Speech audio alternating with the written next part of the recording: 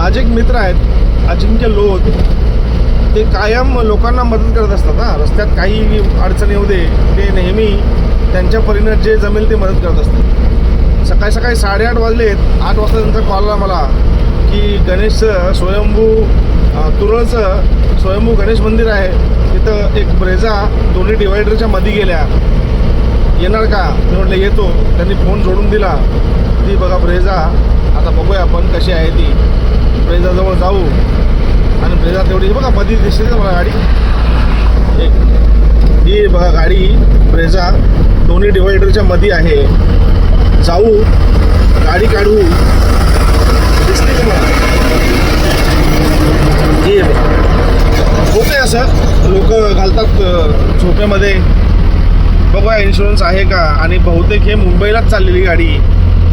चला बघूया ब्रेझा कशी काढता येईल, अभ्यास करू आणि काढू गाडी बाहेर. सकाळी 7चा ॲक्सिडेंट आहे आणि कसं झालं माहिती तुम्हाला?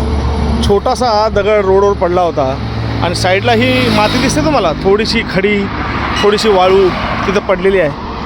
छोटासा दगड चुकवण्यासाठी दादानं कट मारला आणि गाडी त्या बाजूच्या ह्या खडीवरून स्किट होऊन गाडी आत उडाली. 2 टायर बस झाल्यात, लागलेलं नाही कोणाला काही. म्हणजे कट मारताना हे एक छोटासा दगडावरनं गाडी गेली असती, चालली असती. पण आता हा छोटासा दगड नुकसानाचं कारण ठरला आहे. हे एक टायर फाटलं आहे, पाठीमागचे टायर फाटलं आहे, लोरान थोडंसं बेंड आहे. घेऊन जातो वर्कशॉपला. ताई होत्या सोबत, त्यांना पुढं पाठवलं आहे अजिंक्यच्या गाडीने. आणि आता आम्ही निघणार. म्हणजे छोटासा खड्डा, दगड चुकवू नका, हळू जावा त्याच्यावरून, कट मारायच्या नादात नुकसान होऊ शकते.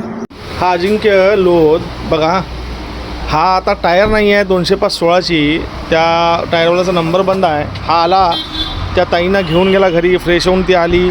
मग आता हा त्यांच्यासाठी टायर आणायला चालला आहे. म्हणजे अशी माणसं आपल्याकडं फार कमी आहेत आणि काही नफा ना तोटा तत्वावरती चालू असतं. हे स्वतःचं पेट्रोल, डिझेल, CNG जाळून माणसं कोकणातली घेऊन जातात. हा एक टायर खराब आहे, दुसराही टायर खराब आहे. आता अजिंक्य घेऊन गेला आहे. आता मी यांना करून देईन, गाडी काढून आणल्या मी.